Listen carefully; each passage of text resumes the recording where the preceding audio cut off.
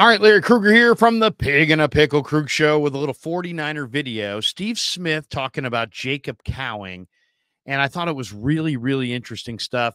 We'll let you hear some of it, and then we'll comment on it coming up next. But first, we're brought to you by Pig and a Pickle, the best barbecue in all of Northern California. Check them out in Emeryville and Corte Madera. They're open 7 days a week from 11 a.m. till 8 p.m. or until they run out, and they do run out. So get there early, go say hi to Damon and Mary, tell them that Krug sent you, get the brisket chili. It's all amazing, but the brisket chili is fantastic. And the potato chip cooked in the beef fat, which you can only get in Corte Madera. Truly a spectacular potato chip. Pig and a Pickle, the title sponsor of the Krug Show. All right, one of my favorite podcasts is Steve Smith, the former Utah Ute receiver who had a great career in the NFL. You know, Steve Smith was a tiny little receiver, 5'9", but he was tough as nails. And he's an outspoken guy. He's very critical, but he does great work when he's breaking down wide receiver play. And let's hear what he had to say on his podcast about Jacob Cowing. He broke down the Niner receiver. We're going to let you hear some of that right here, and then we'll comment on what he said coming up next. Here is Steve Smith on Niners' fourth-round draft choice, wide receiver Jacob Cowing out of the University of Arizona.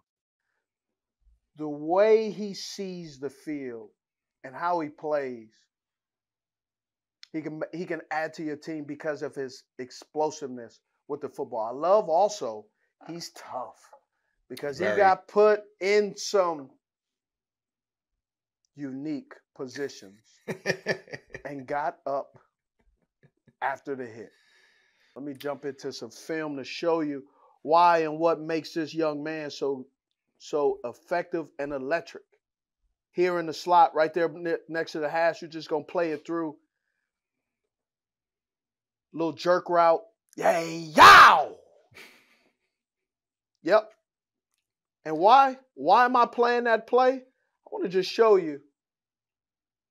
Great route, not the greatest throw. Head is not on a swivel, but he gets up. He's still with us. Yeah. He's still with us, right? Hey, he's about to get drafted. But it just tells me a lot about him. That was against Northern Arizona. So they got some hitters. Yeah, I'd say so. They got some hitters. Get the ball in his hands, though, right here against Mississippi State. Bang. Catches it. Sets up the guy. Look at him. Look at him. Dive. Great finish. That's the kind of player he is. Just get the football in his hands. Eats up the cushion, deep in. Bang. Look how he's looking at so his head is looking at the safety. You can see it. And then as soon as he comes off the ball, looks at the corner. That tells me he understands what he's doing. So when I ask guys, do you love football or do you know why you're doing something? These are the small little things that tells me they do or they don't. Goes inside, head gets around, body is waiting and ready for the hit. These Pac-12 refs, man, I don't know what's going on. They're playing defense on Troy Franklin. They run half the plays. Both the plays we've looked at here so far, there's a ref right there playing defense every time. Hey, ref said, "Look, this is on TV. I'm gonna get my shine." This is a great route, nice and smooth route though. Now, you saw we talked about other guys getting your foot stuck in the ground. Mm-hmm. Puts his foot. Look at this. Why it's always important for the quarterback to pump fake? Because look, as soon as the corner believes that the quarterback is going to throw the ball on the slant, it doesn't matter what this kid is doing. Right. The corner is looking at the quarterback.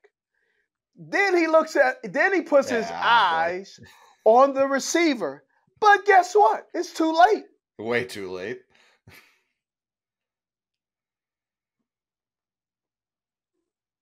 Wasted throw, bro. Yeah. Just a wasted throw. Just how can you do my guy like that? Doesn't he know I have a breakdown to do? All college quarterbacks, keep that in mind next season. Clean it up. Yes. Look at that wasted throw. I mean, it's wide open. And fantastic route. And this is a tough one right here.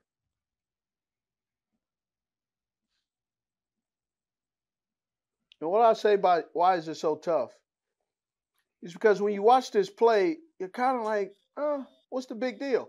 Now, this is against his former team, UTEP. Mm-hmm. So they know what kind of player he is, and he knows what kind of player they are. Out in space, knows exactly what he needs to do in zone coverage. Catches it. He gets that antsy feet too because he knows that he's open, but he's waiting on a route. Spin move, great job. Watch this snag route right here. Just, So what's cool about this is in double overtime. He's their go-to guy.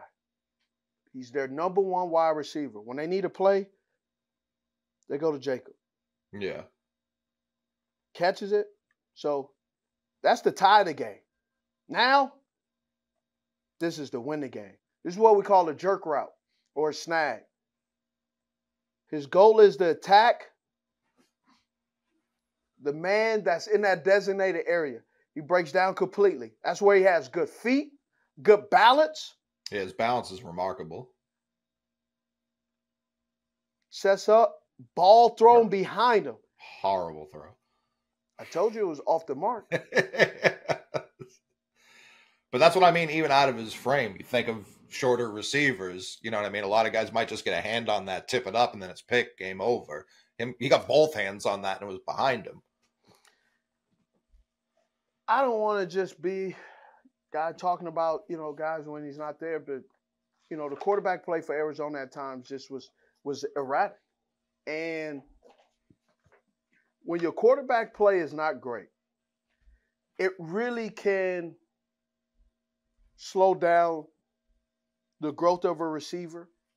But this is a kid who really knows how to play football. All right, there you go. Steve Smith talking about Jacob Cowing, two small but really good receivers. And a couple of things that Steve pointed out that I think were really interesting to me. One, he kind of shows in film study, as you just saw there, that Cowing is small, right? He's 5'8", he's less than 180 pounds, but he's tough and he's really, really shifty. And that makes him a hard guy to jam up at the line of scrimmage. You could be bigger and with longer arms, but man, if you got a tough, guy with 4.3 speed and he's tough and he's shifty at the line of scrimmage, that helps Cowing get off the line of scrimmage. It's one of the reasons he's been so productive in college, and it's one of the reasons he's going to continue to be productive in the NFL. You can't jam him at the line. He's too quick. You got to honor that speed and quickness, but then he's really shifty and really tough right there at the line. He also has really good football instincts. You heard Steve referencing that he wasn't looking at the corner. He was looking at the safety, and he was, and how that kind of shows that this guy's got a high football IQ. He's played a lot of ball. He's ready to play. He understands the nuances of route running and different things to look at. He also kind of showed how, Cowing's got a real smoothness to his change of direction that is rare.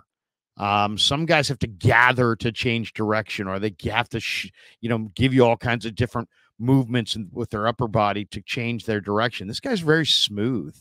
He's smooth in and out of his breaks. He's very polished. Not a lot of wasted steps.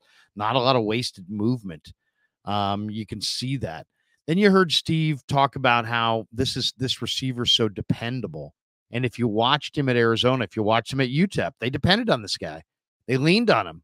And so he's kind of carried the brunt of being that dependable weapon for his quarterback. And then, you can see that he's got tremendous balance. One of the most underrated traits of a football player is balance. Whether you're playing offensive football, defensive football, whether you're playing out wide at the cornerback spot or wide receiver, or whether you're the center or the nose guard, playing the game, you have to remain on your feet. There is no such thing as a great football player who's always on the ground. if you don't have great balance, it's hard to be a productive football player and a consistent, dependable football player, because as soon as you go to the ground, it's like that play's over for you. By the time you get off the ground, usually the play's over or has already been made. So this guy's very dependable. He's very smooth, but you can see he's got high level balance. So you can't jam him or shuck him at the line and all of a sudden he goes to the ground. He's got great balance. He's very, very fast. And he produced the last couple of years at Arizona despite pretty ordinary quarterback play. And you saw a couple passes in there. One was on a slant in the middle of the field where there's not a lot of room. The ball's got to be put right on the receiver's hands. And this particular ball was thrown behind him. And he still contorted his body, reached back, basically leaving himself open to a monster hit on the front side. But he reached back for the ball and made the catch. So, I mean, that's what you got out of just a few of those highlights there. You can see the toughness. You can see the shiftiness. You can see the intelligence. You can definitely see the fact that he is an advanced route runner. That he's dependable, that he's got great balance, that he's field fast, and that he has a big catch radius. When you have all those traits, there's a word for it. You're good. Turn off the film and figure out where to draft that guy, and the Niners did, and it was the 4th round. Can't wait to see him on the field on Friday. But great breakdown there by Steve Smith. Really enjoyable. I hope you enjoyed it. I love his breakdowns. I think they're top notch, and I'm a big fan of Steve Smith and his commentary on NFL prospects. So great stuff. Of course, we're brought to you by Pig and a Pickle. The title sponsor of the Krug Show is Pig and a Pickle. Also, this video is brought to you by Sharp Corners, Sports Cards, and Collectibles. They're at 205 Cypress Avenue in Pacific Grove, California, along the Monterey Peninsula. Give Anthony Catania a call. He's at 831-521-5264. And thanks to all of you guys for supporting the Krug Show on YouTube.